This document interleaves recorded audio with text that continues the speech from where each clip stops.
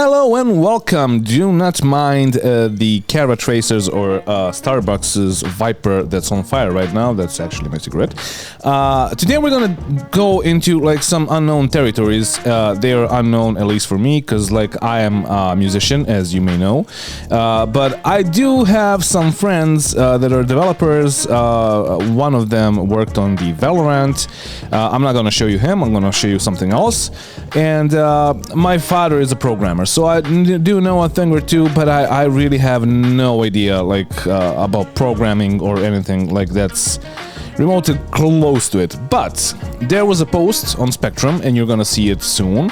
And those posts were talking about why the server tick rate is getting lower and lower, or how the server tick rate is getting lower and lower, and why do we have worst experience each patch. Like each patch is basically worse than the patch before that.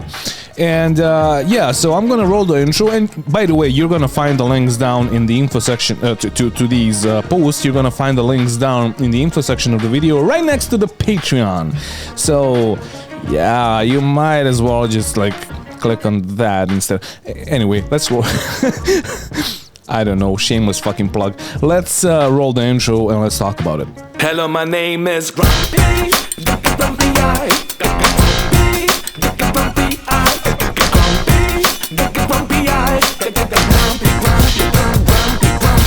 So speaking of Patreon, I gotta thank my patrons because they're awesome, because like I am not earning basically anything from YouTube, and thank you guys for supporting my channel. If you want to support the channel, of course there's gonna be a link to the Patreon right next to the links to these websites and to Reddit, and yeah, like in the info section below, just click on it and you can become a patron. Anyway, let's talk about the server tick rate. So there was a post on Spectrum a while ago. Are you aiming for the end goal of 128 server tick rate eventually? And the response was, no, we're gonna run at 30 ticks per second. As far as I'm aware, that is still the case, and I think that is unlikely to change. That's from a guy that's called Clive Johnson, CAG. So they want to run the servers at 30 ticks per second. Now, for you that may not know what a server tick rate is, that's how fast the server refreshes, basically. How fast it refreshes the information, and like it's basically, yeah, like 30 ticks per second, that's like 30 hertz. It's a frequency, basically. Like the faster the frequency, the more packets you get from the server, and the more packets it accepts, so, or the more the server updates. So first off, let me run a video of Valorant developers talking about their tick rate, and it's gonna be It needs to rewind gameplay, move all the players back in world to kind of find out to see if the shot lined up. Right. A lot of games out there in the shooter space offer a 64 tick for free by default. If the server CSGO is 64 FPS or 64 tick rate. Server's running 64 tick, or you're kind of downsampled to your opponents. So even though you see something really smooth for yourself, players otherwise don't see it in that same way, and that kind of degrades the experience more than it should. Our old networking code running at 60. Now, what you can see here is he's trying to shoot at the player that's hopping around. And with the 64 tick rate, he's trying to shoot at the head. But the red thing is, or the red model is where the server sees the guy, or the girl, like in this game. But the blue thing is where you saw that he was, or that she was. So you would like shoot at the head here, but the server actually sees that she is here. So if you have a faster tick rate, that is gonna update faster, and those models are gonna be closer to each other. 64 tick, this is kind of the output you see. Not good, not great, but the heads are like closely aligned, but not quite like lock-on. Now I'll show you guys what we have with our new netcode and running 128 tick servers. So players are almost exactly aligned from head to toe. So if you can see here, it's almost an exact alignment of the client's position and the server's position. But we can go one step further and state, hey, if a client has substandard tick beneath 128, we can actually upsample that for your better viewing as a remote client. Now, they can only actually give input 64 times a second, but what we do is we guarantee the smoothness of the network delivery. So instead of seeing like choppiness in the updates, you'll see a little bit more smooth stream of player movement. And that just helps you for hit tracking. So when you're trying to follow with your rifle, your sniper, it's just easier to. So this is Valorant, one of the newer shooters that's like basically an industry standard. Now let's talk about Star Citizen. Star Citizen, so these posts are gonna be linked down in the info section of the video, all the way on the bottom, and they're not good. Like the tick rate is not good, and you'll see in a second. So you gotta read it out. I'm not gonna read like all of this out for you guys, because I'm not like, I don't have dyslexia, but I'm not a native English speaker, and that is why I say cuss words a lot, because I'm trying to think of how the fuck do you pronounce the word that I want to say next. So yeah, anyway, so I mean a lot of people ask me that. So here you can see the CAG's stated goal of 30 ticks per second, but here you can see the server tick rate on like 3.8 or 3.14 or 3.16. They are getting lower and lower. Worst case in my data, full server, 20 players fighting Xenothreat version 2. The tick rate is like below, it's like 2.5 updates per second, and that's why you get rubber banding, and that's why you get positional desync. And well, positional desync has a lot to do with the netcode also, but like, yeah, if you compare that to Tarkov, that's 92 or something like that ticks per second, and Battlefield 1, that is 60 ticks per second. Star Citizen is not really that good. And the thing is, Star Citizen is simulating much more than either of those games. Now, this is just like the server FPS, but when the things are happening, Battlefield 1 and Tarkov, they're still locked, but yeah, Star Citizen just slows down even more. Now there's like tick rate stability. You gotta read it out. Like if you guys know a thing or two about this, if you wanna hop into a Discord with me and talk to me and try to like explain all of this to my subscribers and to the rest of the community, yeah, just hit me up. You're gonna see a Discord link down in the info section of the video. And yeah, so this is the first post. So the tick rate is not that good. It's actually like abysmal, and it's not even close to 30 tick rate or 30 hertz, and it's not even the industry standards, even if it was like 30 ticks. And like that's basically why we are getting all the fucking desync and all of the rubber banding and all of that. But on the other hand, there is another post by the same guy that is called Bandwidth Requirements and Stability. So SC Network and Server Performance Analysis Chapter 3, or bandwidth. So the bandwidth is basically how much information does one tick send you, as far as I understand it. So of course, Star Citizen is gonna be huge, like it's gonna have a huge bandwidth because it's a huge fucking game and it needs a lot of things to send to people.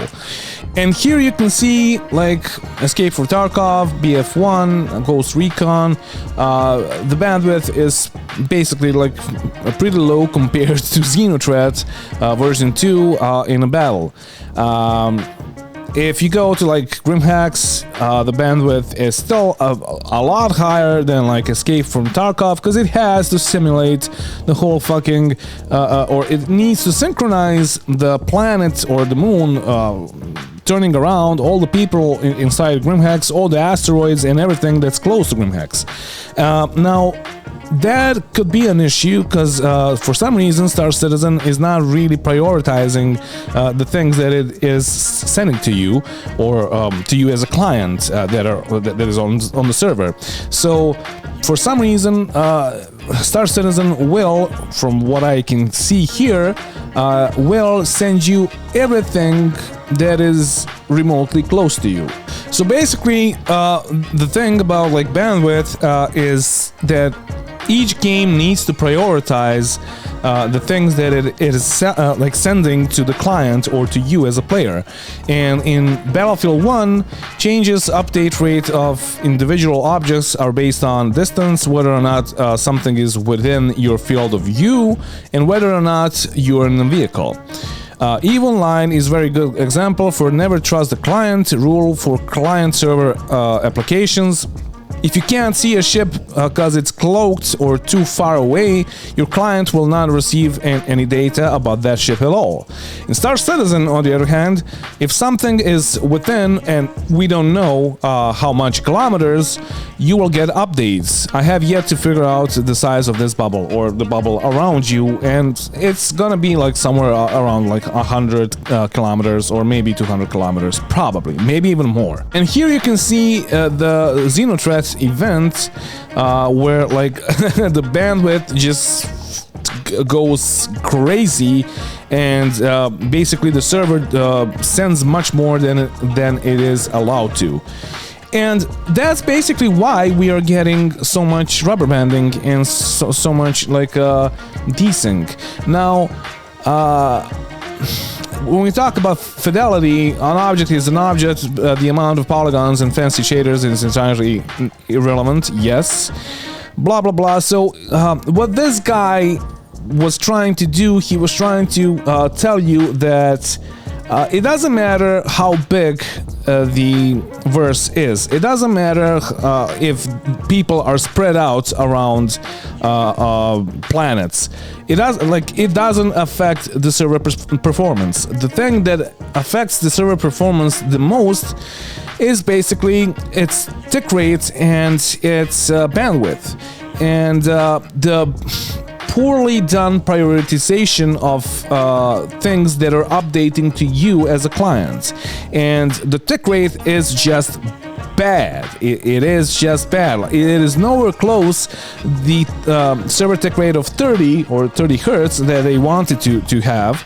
And maybe, so I'm gonna say this, maybe that's gonna change because they're about to get new servers from Amazon. Maybe that's gonna change. I hope that it will change because the servers are gonna be better because they're gonna be like tier 2. I talked about this already, and like we are currently running on like tier 4 or 5 or 6 servers, so they're gonna be better. But if this is just a netcode thing, if this is just like bad network engineering, that's that's not going to change anything. So basically we can wait for server meshing, and with server meshing, even with like 30 hertz tick rates or 30 refreshes per second, maybe the game will be optimized and good and competitive, because currently it is not. Like currently you shoot at a guy and you are like, instead of like you seeing him facing you, you're like here, you're here, and he kills you. And how does that work? Because like the server didn't update where he is, and even if you're shooting him and you see the whole cross section of the ship, and you're like spot on the cross section, you're gonna miss because he's not there on the server. He's here, and you're shooting here or here, like, and like you're shooting him here, but he's actually here. So, or actually like something like this here, because he's like pointing at you and shooting at you. So that's a huge problem from this for this game, and that needs to be changed so we can do this. And I saw a lot of comments here about the game not being like esports game or something like that. Like, dude, we already have esports events. We already have esports, like Atmos fucking. I was in what's it called? Hearthstone Hurt Locker. We just had a PvP event with YouTubers. We are about to get, we actually had the Daemon Rally. And that all is esports, basically, and there's gonna be more of that as the game develops and gets bigger. So these are the things that need to be fixed soon, so we can actually enjoy the game. We, the PvPers, or anybody that wants to like be competitive in any sense in this game. So yeah, that is it for today, guys. Thank you for watching, and don't forget to bring a towel when you're traveling through space. And also, server meshing could help this, but I'm not sure. We'll see, I guess. Thank you, bye. I just woke up. I gotta eat.